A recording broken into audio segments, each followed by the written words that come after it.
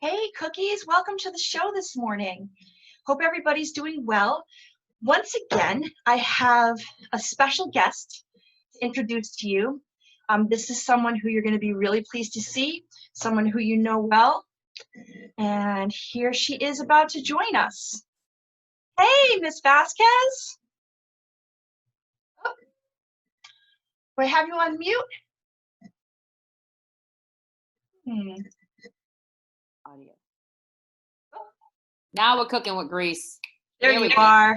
Hi. Oh, good to see you. Good to see you too. How are you? I'm well. I'm happy that now that we have a means to communicate with each other. Yeah. And see the kids and see my friends and my colleagues. So it's making a difference. Yeah, it really does. It really does. We're not designed to live in silos. Aren't. Which is why I wanted to invite you to my show today. Because, you know, when the 8th graders think of you, they think of the woman who comes in to class and reminds them that they need to be thankful and reminds them to think about that. And whenever they come into my room after having some time with you, they're so energized and so joyful. And I know this is something that is an area of expertise for you. How can we take care of ourselves right now? Yeah. And not let ourselves kind of sink into this, I'm home in my PJs kind of funk. Yeah. So great question. First, thank you for the encouraging words. I love when I get to spend time with the kids and when we get to like fill the board with things we're grateful for or just share it. And the one thing that I always say is that at the end, when everybody's done sharing, every single person is smiling. So it's one of the most important things that we can do just to maintain our sanity. And it is the first thing on the top of my self-care list is gratitude work. So, okay, in thinking about self-care, this is like, it is a very vast topic, right? There's a lot to it, but I wanted to slim it down and I came up with 7 points, that kids can think about. And I wanted to think specifically about kids because I have a 13-year-old daughter. And so I know you work with 8th graders. And so I thought, okay, specifically, what's the best things that they can do for themselves? And I know my daughter, I checked in with her last night and I'm like, what do you think about this list? She's like, yeah, you got it. Okay. So I feel like I'm all right. Right. So I made a video, on Wednesdays, I make a video, and I want to say it was last Wednesday. I talked about 3 things that we can do for ourselves and 3 things that we can do for others during this time. Okay. And I didn't put this specifically on the list, but I am going to be alluding to it. And it's basically like this umbrella idea of creating a routine, right? Even though we're at home and we still have to create a routine because the truth is that as humans, we are programmable and we like structures and systems. It's true. Right? It lets you know what to do. It's like when I go into a classroom and the teacher has a routine, I know exactly what I'm supposed to do and I can focus on learning and I can focus on being present. Right. And it helps provide this like, it feels like safety. Yeah. You know? So when something like this happens and our routine is thrown for a loop, okay, so I have to say this, we have to create these routines, but we also have to be aware that change is inevitable, right? Yeah. So then when change happens, okay, that just means I have to create a different routine, right? Yes. So it's like, I have to acknowledge it, be aware of it. I see it. Okay. This is kind of icky and it's kind of gross and being real about that. And then going, okay, the best thing that I could do for myself is create some kind of routine or structure even now. Right. So I like with my daughter, when she started homeschool, when she started schooling, it was, you're getting up in the morning. We're going to have breakfast. We're going to do it like we did. And you're going to get dressed. You're going to put on actual clothes. I completely agree with that. That is something that I have worked really hard on doing, which is like getting up, getting dressed, putting myself together every day. Yeah. Because it's easy to get into the PJ slump. Yes. And then when you're in your PJs, it does something to your mentality, right? Where you're like, I'm in a cozy mindset. I don't want to do work. I don't want to do this. Right. And it's like, okay, that's there are spaces in our lives for that, but that's not us being functional. That's not us being productive. And I do this day to day. Yes. And I do this a lot because I want to be clear that my version of productivity is different than yours and it's different than my daughter's, right? And so we have to give grace and leniency to other people to be their own version of successful or productive. But I'll tell you this, if you're living in your PJs, you're not being any of those things, right? So like, even if it's just put on a pair of jeans and a cute sweater, right? Yeah. I like to throw on earrings because that makes me feel like I got dressed. Like you're finished. Yes, exactly. So the overall thing is to create a routine. Mm-hmm. So I want to say this. Okay, so do you want me to just go into the 7? Yeah, do your thing. Okay. So here's the list. The first thing that I thought of was gratitude. And everybody who knows me knows I talk about this I will talk about this to the ends of time. This is your passion. Oh, yes. And it has changed my life. Like, I don't ever talk about something that I don't live, because I know personally when I was in depression for years and I was in that place and the medications weren't helping me, because it turns out I'm a little bit high energy. So the medications had like an opposite effect. And so no matter what we tried, it didn't work. And there was this glorious LPN who I went in to see the doctor again, and he was sick that morning. So that morning she was covering for him. And thank God, because when I went in, she looked at the chart and said, this isn't working. Let's try something different. Let's get crazy. It was a moment of grace for you. Yes. She was truly an angel, because I believe that the doctor, in his best intentions, would have just written me another prescription for a different type of medication. Sure. And not that there's anything wrong with medication. No, it helps a lot of people. Yes, it wasn't working for me. Mm-hmm. So she said, let's practice affirmations. Let's talk about gratitude. And every time I went to see her after that, she was making it very clear, like, there are these little things that we can do to really boost ourselves, because the work is here first, right? I like to say, I have to take care of this home, and then I take care of this home, and then I can take care of this home. So I have to take care of me first, then I can take care of my family, and then I'm better equipped to take care of like local and global issues outside of myself and my immediate family. This isn't just a great message for our kids. I hope that some of their parents are tuning in, because I know that a lot of the caring adults at home are putting a lot of pressure right now. And they're doing such a great job, but they're so stressed about it. I mean, the self-care applies to the adults too, not just the kids. Yes, absolutely. Thank you for pointing that out. Absolutely. And again, we as parents are role models for our children, because they are more likely to do what we do than to do what we say. That is absolutely true. I've learned that the hard way a few times. Yes, you and me both, girl. You and me both. And there have been so many times that I've watched my daughter do something and I'm like, oh, that's me. Like, yep. So it's so essential for us as parents to make sure that we're doing this work too. And then the beautiful part about all of these things is that we can do them both separately, which is important, that we take the time to do it by ourselves, and we could do it together as like a little family unit, right? So the first thing is gratitude. I have this new system, and I say new, but it's been a couple of years, where I wake up in the morning and I smile. That's the first thing. I wake up in the morning and I'm laying in bed, and I have like 96 covers and a cat, right? And I wake up in bed and I'm like, because it's a new day, and whatever happened yesterday, however bad or gross, there's opportunity in today, right? Today's uncertain, and I have this amazing friend. She's a speaker and a writer. Her name is Grace Aldrich, and she has this great quote where she says, in the midst of uncertainty lies all potential, all possibility, and all of our power. I don't know what's coming today, but I know that everything is possible, and it could be good, and it could be magical, and it could be like a little challenging, but it's new, and I have it, and I'm alive. Smile, right? And then I think of, before I get out of bed, I think of 10 things in my life that I'm grateful for. 10 things, people, places, things. Does it ever feel artificial? Like you're having to coming up with the 10 things? Like, does it ever feel like you're just trying to get through the list? Do you know what I'm saying? Yes, I do. Oh, great question. Thank you. So, because this past week video, I talked about genuine happiness and like how to not fake it. We want to be real and genuine. So yes, when I first started doing this a couple of years ago, it felt like a checklist. I'm going to do my 10 gratitude. I'm going to do my affirmations. And then like, oh, it's a chore.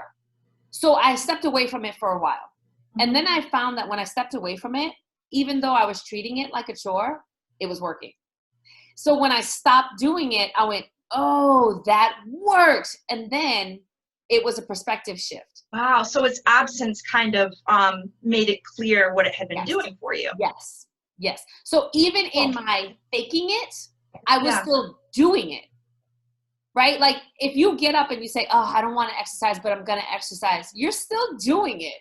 Your body's still benefiting. You're still, right? Even if your mindset isn't like, this is the best thing ever, you're still gaining benefits. Your body's still releasing happy hormones. You're still getting the benefits from it. And then if you stop working out, you go, wait, how come my body doesn't feel right? It's like that. Right. It's in this practice and exercise.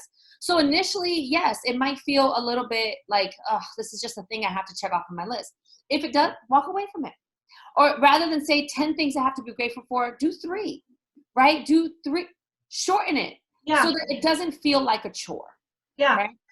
And then what happened eventually was when I recognized that I missed it and I'm like, I need that. It didn't feel like a chore. It felt like this is something I get to do. I get to pause for literally 1 minute, not even 20 seconds, and think of 10 things that I'm grateful for. And then I can just like be done with that and move forward. And the more that I did that, the more that I found that I was practicing gratitude all the time. It became like a thing that you do all the time. And then a lot of people will say to me, some people get annoyed and they're like, do you always find the positive in everything? I've gotten that too before. Yes. And I'm like, yes, because what's the alternative?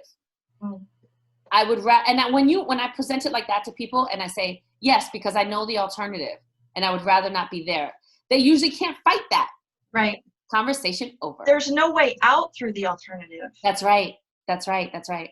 So the first thing is gratitude, right? Practicing gratitude first thing in the morning. Number 1. And then I also want to say this. There are many, many ways to do it. At one point last summer, my nephew was coming over every day and I was helping out my sister. And so we created a gratitude wall. So they would come in and he had a little pink notepad and my daughter had a little blue little pad of stickies that I got at the dollar store. And they would come in and grab their little note, the sticky pad, and write 3 to 5 things, nothing crazy, that they're grateful for, and they stuck it on the wall. But it's visual. I love that. Yes. And it was like colorful. Mine was yellow, hers was blue, his was pink, and they were colorful and they just covered the wall. And then what eventually started happening was, without my prompting, throughout the course of the day, he would go, oh, I'm grateful for this too. And he would run back to the pad and write some things down. And sometimes it was one moment. Like yesterday, this happened with my mom and we laughed so hard, milk came out my nose, right? And like smacked it on the wall. Sometimes it was a list. I'm grateful for toilet paper, chapstick, and indoor plumbing, right? I'm grateful for all those things right now. Yeah, exactly. And so then this wall became filled with these little tidbits of gratitude. And I mean, filled my wall. Love it. He stood back and he's like, they call me Titi, which means auntie. And he's like, Titi, look, we have so much good in our lives. And it was like, yes, right? Mm-hmm. So there are ways that we can journal it. We can create a wall. We can just say it out loud to ourselves. We can do this with other people. I liked when I used to a couple of weeks ago, when I used to do like corporate trainings, I would always open up the meeting with gratitude. Yeah. One thing you're grateful for, right? So there are ways that we can insert it into our everyday life. Yeah. So then the second thing is affirmations, right? Okay. I'm not going to get too sciencey on you because I'm so nerdy. It is not even funny. So yeah. Have we not met? And I always say to the kids, they're like, Miss, why are you talking about the brain? And I'm like, because it's interesting. It is. And that's where everything is coming from. All the thoughts that either drive you into depression or the thoughts that drive you into positivity, they're rooted in the brain. So the more we learn about it and the more we know, the more we can create shifts and changes that benefit us in a more positive way. Yeah. So in terms of affirmations, I'm just going to simplify by saying this. I am are the 2 most powerful words that we can say to ourselves. Anything that comes after that, we are almost like taking a nail and hitting, driving it home. So if people go, and sometimes people do it jokingly, and especially when I hear kids do it, I always stop the whole class. If I'm subbing a class or I'm teaching in a class and I say, and one kid goes, oh, I messed this up, I'm so dumb. Everybody stop. Right? And I'll just call it out and say, we cannot say these things about ourselves, because when we do, we're teaching our brain, whoosh, that's real. And that's not. You're creative and you're capable and you're smart and you're brilliant, and those are true. This moment that you're having, this is new, and new takes time, right? I think sometimes that's hard, especially for kids in middle school, because you have the I am statements, and a lot of times they're reinforced by you are statements, like among peers or maybe among people outside of school in their lives. Yeah. And so when your I am statements are informed by you are statements, it's really hard to reprogram that. Yeah. Yeah. So this is why it is essential that we do this for ourselves first and foremost, because then, and this might seem really big, but I need to say this. What eventually happens when we get so used to validating and loving on ourselves with our words and practicing gratitude in that way, we become less dependent on anything that anyone else says. And so whether it's compliments or criticism, it all becomes feedback, right? And it's not like, it's almost like, I like to think of myself as like Wonder Woman, right? And I think I read that way too sometimes. Thank you. I think all women are. I think of, like, you know how she had those shields? Yes, right? So the more that I practice these affirmations, and then people would say stuff to me. Oh, I see where this is going. Ching, ching. Yeah. I don't need your comments. I don't need your comments, whether they're compliments or criticism. I'm not dependent on those, because I know who I am and I have taken the time to validate myself. Dude, that's power and freedom. Yeah. Wonder Woman, right? Yeah. It's like, ching, ching. No, thank you. I got this. Lasso, right? Matter of fact, I'm going to pull you into my world. So I do understand that. And I also want to say this. When we are intentional about practicing that for ourselves over and over, it solidifies that within us, so that when you get the you are statements, they're initially, they sting, and then eventually it's like a little poke, and then eventually you're like, that's your opinion, right? And I know that this works because I've worked with kids. Like, I do some coaching with kids, and they do this repeatedly, and then they go, oh my gosh, I am like, one girl described it as, she said, I feel like there's a force field around me, and like things are just bouncing off of the force field. Yeah, I love it. Right? Yeah. So affirmations are really important. When my daughter was younger, now she's been raised in this, so she's a little more absorbed even than I am. Right. Because I have filters and things I still have to work through for my stuff. Whereas this has been her. This is her initial programming. Yes. Yeah.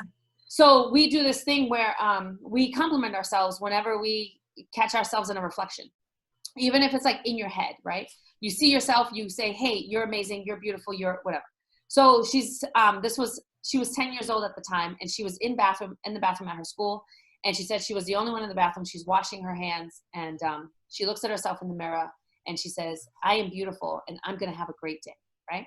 And when she turns around, there's an older student standing in the doorway, and she's got her hands on her hips, and she says to her, you can't say that about yourself. That makes you conceited. Because this is the messaging. When you tell yourself how great you are, that's egotistical. There's something wrong with you. It's very much the messaging. Yes. And then, so are you telling me that I have to wait for someone else to validate me? I'll be waiting for my whole damn life. Right? Like, no, thank you. So her response was to this girl, I'm sorry that nobody ever told you that you can tell yourself that you're beautiful, because you are. And then she says, I looked around the bathroom and said, nobody's in here. When I leave, you should tell yourself you're beautiful in the mirror. She left the bathroom. So she's telling me this story after school, and she's like, Mom, my heart was beating so fast. But she's like, but I had to help her, right? And then she says she leaves the bathroom, and she's standing at the door listening, and she hears the girl tell herself that she's beautiful in the mirror. And I'm like, oh, yes. Right. Like, I think, and this is what happens in spaces that I find that I'm in with kids who know me, is when one kid will say, oh, I'm so dumb. Another kid say, don't say that. She's going to call you out in front of the whole class, and let me tell you why you're not dumb. And that kid then does the work for me. Right. And they hear it stronger from their peers, right? So if we can start teaching our kids that it's okay, it's good to say nice things about yourself. I find that when people say you shouldn't, it's because they don't know that they have permission for themselves. Oh, right? I love that. So that's when they go like, you shouldn't do that. That has nothing to do with you. That has to do with them and where they find their own limitations exist, right? So, okay, moving on. So 3? Yep, we're on to 3. Yep, so we're on to 3. The third thing is create something every single day. Do something creative. Write something. This requires putting away your phones, right? Or I know, no, putting it down, putting it away. Maybe put some Zen music on it and set it aside, whatever. Shut your ringer off and just create something. I find that the most remarkable creators are our youth, and it also feels like the most untapped resource, right? They have these ideas and stories and poems and songs. They absolutely do. Oh my gosh. And like, if you look at even like, I don't have TikTok, but I've seen, people have shown me kids coming up with dances, and these dances are going viral. These are kids coming up. Create something. We all have it in us. I have 2 kids in my advisory with like thousands of TikTok followers. Yeah. 2 kids in my advisory who are TikTok famous because they are so creative and they had the space to do their thing. Yeah. Yeah. And that's self-care. When you just tap into what makes you feel alive and feels like fun, and then you share that. Oh my gosh, right? Like that's where the magic happens. And again, I want to be clear. When you're posting on social media, if you're waiting for those likes to come in, step back, do some gratitude work and some affirmations, right? That's something else that needs to happen. But by sharing it out and bringing joy to other people, even if there was one student that goes to Sizer, and she writes the darkest, saddest poems, but I get it. And other kids connect to it. And the thing about her sharing those poems is that other kids say, oh, I'm not alone. Right? And it's like, so read the dark poem, and then I'm going to come right behind you with the story of hope, right? But it just makes people feel like I'm not alone. Right.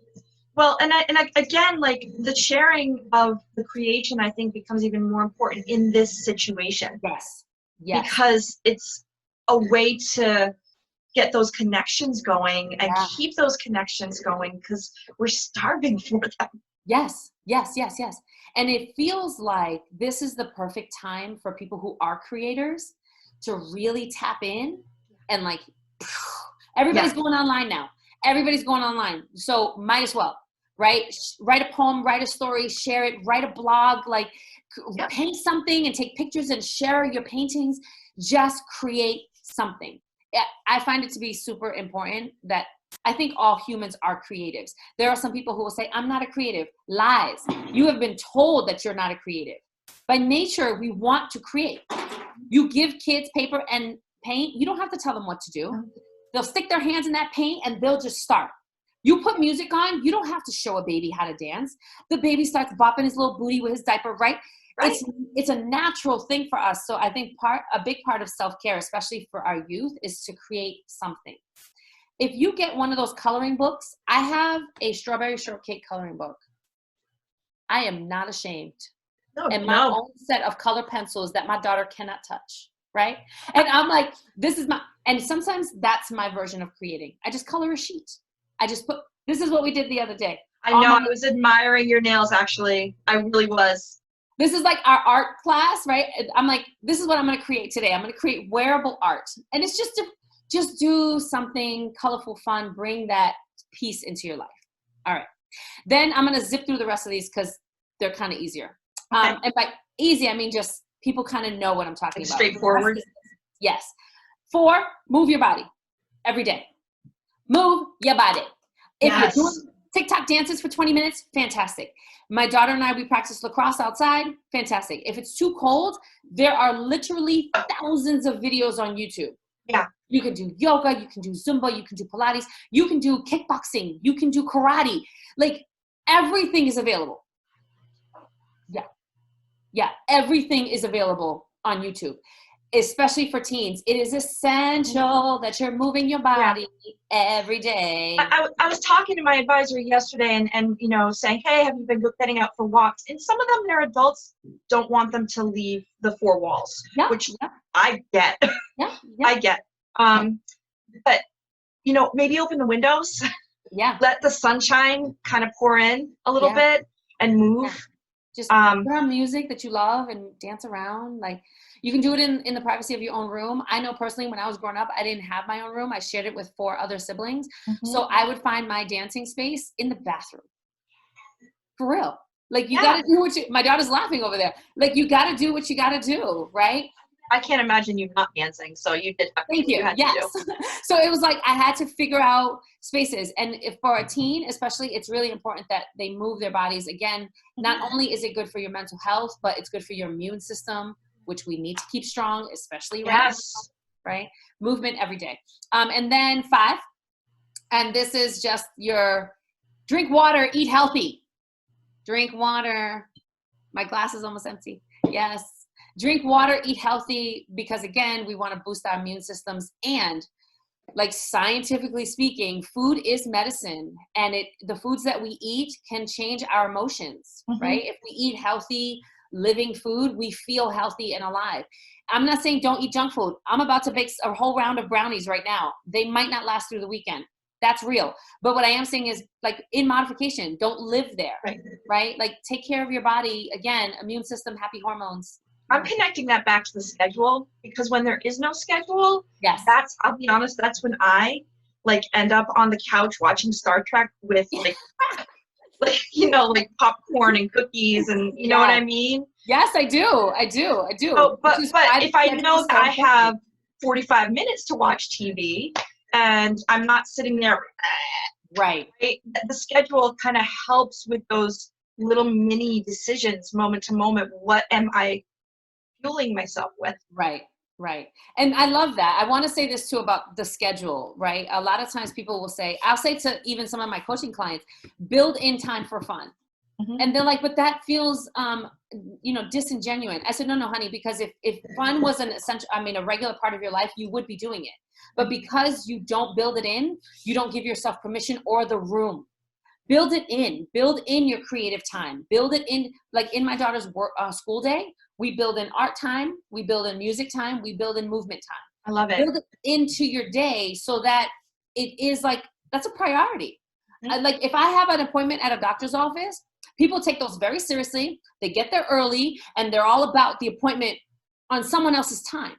Make yourself a priority. Make an appointment with yourself, right? This is the number one priority right here. Self-respect. Yes. Like, honoring this first so that I can take that energy and honor my home, and then I can take that energy and honor the world, right? Because otherwise people are instead looking for them to be different or act different so that I can feel better. That's not their responsibility. That's mine, right? Okay, so that was 5. 6, get your butt to bed. Come on, kids and adults. You got to... Why are you hiding? I may or may not have been writing a short story at 2 o'clock this morning. I got you on the creative part. That's good. So, no, sometimes I have these writing urges, and I just like, and then I'm like, 3 o'clock in the morning, right? But we have to make room for sleep. It cannot be a consistent thing that we're not sleeping and treating ourselves, because again, it's the best way to recover. It builds the immune system. It's good for our mental health. People who operate on short amounts of sleep aren't really operating. That's all okay, Kermit. That's all I'm saying. Sip my tea. That's all I'm saying. What are your thoughts on the opposite, like the temptation to like stay in bed till 1 in the afternoon? Well, if you create too much sleep. Yes. Because what happens when you're in those spaces, because you're not doing anything, you're spiraling in your thoughts, and then that's generally not a healthy place to be, right? And again, by getting up and getting moving, the movement is one of the fastest ways to change your state of mind. Okay. Right? Your physiology and your psychology are connected. Yep. So if I'm having a negative thought and then I put on some Shakira and these hips don't lie, I'm in a better place like that, right? And so, and the opposite is also true. If I'm just laying around and I'm just in those thoughts and I'm not moving and I'm not getting up and doing something, I stay there and I simmer, right? So again, going back to what we talked about at the very beginning, if you have a routine, being in bed until 1 o'clock in the afternoon is not going to be a way that you're honoring yourself, right? It's wild how these suggestions all overlap. Yeah. Yeah. It's all connected. And then the last one is this. This I recommend for every human. And I made my daughter do it yesterday. We have to create what I call the BCP. This is the boredom contingency plan. Dun, dun, dun. Because a lot of times, especially in today's day and age where everybody is on social media and you can get so caught up watching other people live their lives and create, then we don't give ourselves the room to live our lives and create. So in lieu of social media, what are other things that you could do to help you deal with boredom, right? So, and then I'm going to say this. You can't just say, oh, I know, because if you knew, you'd be doing it. Create the list, like write it down. Right. Have a list. And then you're like, oh my gosh, I am so bored. I don't know what to do. Oh, wait, I have a list. And then you go to your list and you're like, you know what? I do want to paint that portrait, or I do want to do that puzzle, or I have been saying I wanted to learn guitar.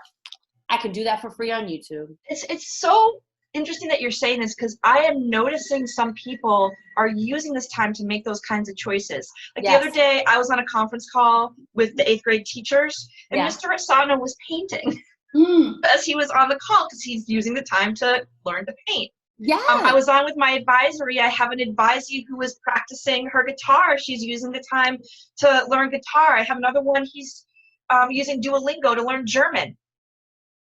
You know, and this is an opportunity. Yes. Yes. Yeah. In the midst of all uncertainty lies all opportunity, all possibilities, right? This is it. This is it. We have this. I said to my daughter, my sister made a comment. We have this like family thread, and one of them made a comment that if kids stay out of school, all the kids are going to be dumb. And I'm like, not in my house. No. Because let me tell you what, we're using this time to level up, right? I'm not trying to sound like Sierra, level up, level up. Yes, I am, right? But this is the time to level up. We have the time. I said, when we come out of this, our heads are going to be like Megamind, right? Like, so yes, because there's so much brain in there that has been utilized during this time. My goal, I said this to my daughter, my goal is to come out of this stronger, smarter, more creative, more connected, right? More connected. More connected. We have this amazing opportunity, like you said, and yes to the painting and the guitar and the learning German. Yes. And like, what a great list of things to put on your BCP. Your boredom contingency. So, yeah, that's my list. Those are my 7 things for the kids and for adults. And too. for adults and for everybody. I'm so thankful to you that you joined me today. The kids, I know, are going to be so happy that they get to see your face. I know you have a lot of videos on your YouTube channel that talk about a lot of these issues, that maybe work people through some movements. I'd love to link up in the comments down beneath the little notes thing, and link over to you. So kids, check out Miss Vasquez. Like, this does not have to be the only moment with her that you get. Yeah. And like, it's if they're up and they're ready and available, I go live Monday through Friday workouts, 8:30. Awesome. And like the women who join, then they email me, or they're like, oh, I feel like I'm in class. You know, you're separate but together. And that's really important during this time. That is important. Yeah. I love it. So thank you so much for having me. I love you, and I love what you're about, and I love what you represent, and I love how you model for your students. And every time I'm in your class, and I know I've said this to you before, but every time I'm in your class, it feels like safety, because it's like the kids know what to expect. They know who you are. You're genuine in your connection, and you're caring about them.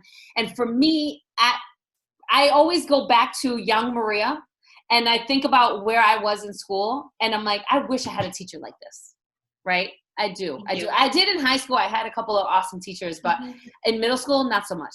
So I'm just super thankful that people like you exist and that you choose to do this work and not, unfortunately, I've met a lot of teachers who do it and you can tell that their heart's not in it, right? Okay. And it's everybody has their journey. It's hard to keep your heart in it. Yeah, it's hard because there are so many feelings when you deal with kids. Yeah. But it's also beautiful because like, look at our kids. Yes. Like they're gifts. Yes, I agree. I agree. So thank you. Thank you for doing what you're doing and for being who you are. I appreciate you. Thank you. All right. Well, I feel affirmed. I'm going to work on affirming myself. I'm going to work on my list of boredom something busters. I'm going to rewatch this and make my 7 things. And actually, Maria, I got to tell you, like, there are some things that are going to be happening different in my household. Nice. Tomorrow. Nice. Yeah. Thank you. You're welcome. And the other thing I just want to say is this, when we bring these like new pieces into our lives, into our families, we want to do it from a place of not like, you have to do this, but like, won't this be fun? Let's try it. Yeah. What do we have to lose? Modeling. Right? Yes. Modeling. Yes. Yeah, absolutely. Absolutely. And just kind of get them on board rather than drag them like, we're doing this, you know, torture. Well, 8th grade, this is exactly what I'm going to say to you. Wouldn't this be fun? Let's see how many of us can implement some of these ideas during this time that we have and what we can learn and what we can create and how we can emerge from this achieving our own goals, whether it's to be stronger or more connected or whatever it might be. And it's all possible for you guys. Yeah. Yeah. Awesome. Yeah. All right, Miss Vasquez. Thank you. Thank you, Miss Well. Thank you. Bye. Bye. Bye, 8th grade.